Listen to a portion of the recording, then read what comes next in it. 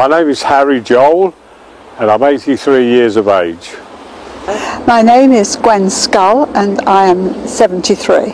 My full name is Frank Knight. And how old are you? I'll be 81 in 3 months' time. My name is Jerry and my age is 86. My name is William Fitzgerald. I'm 83 years of age. May, how old are you now? 103. And you, have you always lived in Paddington all your life? Yes. When the war was on, I moved from house to house, but locally. Never moved right away. Well, I was born in Soho. My father at the time was the youngest man ever to have a licence, victualler's licence, at 21 years of age. And I was born in a public house called The Crown in Broadwick Street. Actually, it started off life in Delamere Terrace, which is about a couple of yards away from Little Venice. That's in Paddington. And I'm still living around there in the same area after 83 years. I was born in Cleveland Street in London, and It was just part of our life, the river, because it was so near. We lived in a place called Lindsay Street, which was near St James's Park in Bermondsey, and you could walk from there to Tower Bridge and to the Tower of London. So that was all part of our surroundings. I can even remember going to play on the sands outside the Tower of London. That was our seaside. Couldn't afford to go to the seaside. When I was growing up, I was always down by the Thames. I loved the Thames. I loved the water. Always have done. And on top of that, before I went into the service, into the Navy, I was a dispatch rider for the fire service. So I saw plenty of water, and I saw, living in the East End of London on that side of it, I saw plenty of water when the docks were alight in East London and that sort of thing. When the City of London was on fire, they drew a lot of water out of the Thames, naturally, because they were right the side of it, you see. I drove the bike along, you could see them, you know, putting the hoses, the big main hoses into the river to draw the water off to fight the fires.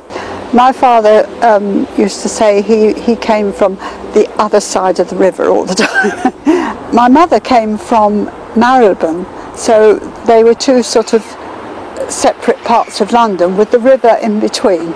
He used to walk actually as a young man from Bermondsey all the way across the river to Marylebone, where my mother lived, because they couldn't afford fares, but that's what he used to do before they were married. My job after I came out of the Navy, I became a London licensed taxi driver. I drove a London cab till my retirement for 55 years.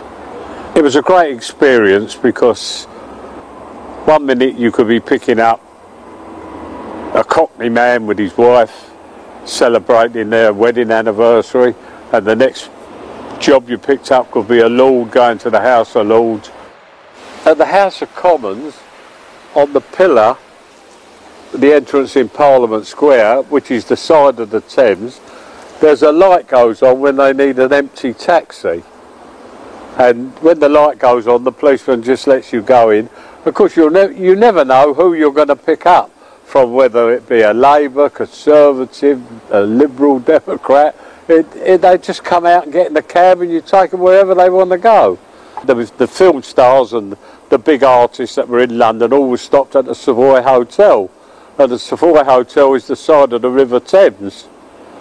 And, you know, you're always getting called in. I mean, one occasion I went in there, I picked up Frank Sinatra with Ava Gardner. I picked up Ava Gardner another time with George Raft. There's 12 bridges in London, and I've walked each one. Just to walk on it and get the history of each bridge. It goes from Battersea Park down to Tower Bridge. In between that you've got Albert Bridge, Vauxhall Bridge, Chelsea, Lambeth, Westminster, Waterloo, Southwark, London Bridge and Tower Bridge. You had the tours all the way around. I mean, they used to love to go across Tower Bridge because they knew Tower Bridge went up, and I think I can honestly say that hundreds and hundreds of times. I've been over every bridge in London that goes across the Thames.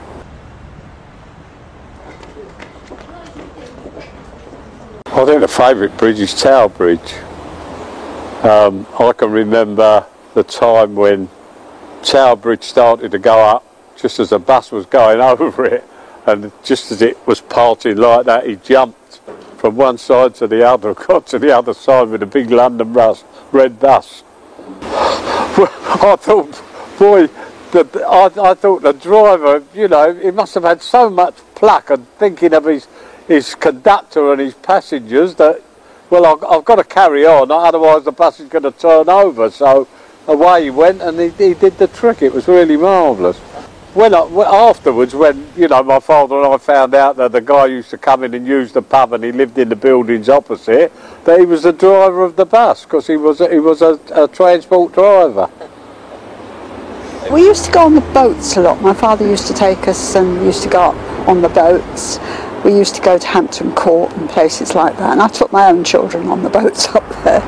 I mean, I can remember the time when I was a youngster, you know, there used to be a paddle steamer that went from under Tower Bridge. We used to go on the paddle ships down to Windsor. I remember being at school once, and it was a great honour to have an outing. We went on to Southend, and we went on this riverboat from the Thames, and that was a great outing going down there. That was your holiday. In my school, no one ever went on the boat, because every weekend was taken up. You went to church in the morning, you went to Sunday school in the afternoon, and you went to church in the evening, so you had no time to go on boats. But when I was older, I went with a family and the young babies. It was a day's outing. Every time they had a birthday, they went along the river in the boat. It was very nice on the boat.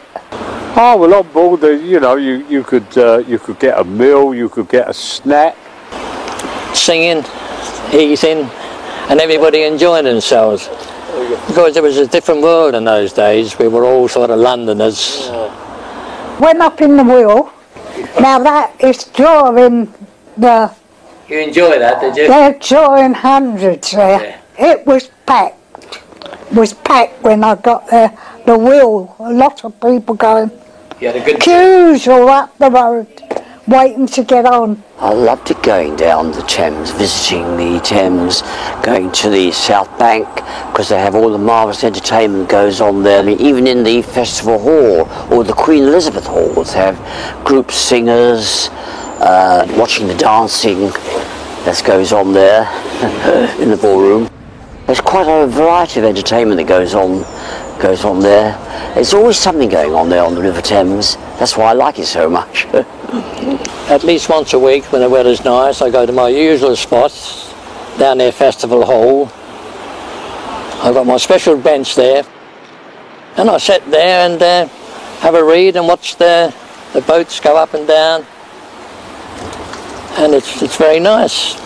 You seem to be in another world.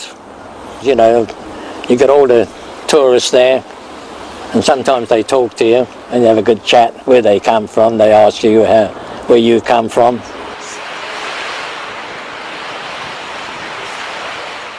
You feel good to go along the Thames because there's so much history there, you know, and you're part of that, and your, you know, previous relatives have also travelled along it at some stage or the other, and so it's history for us all Londoners. It's just part of our being.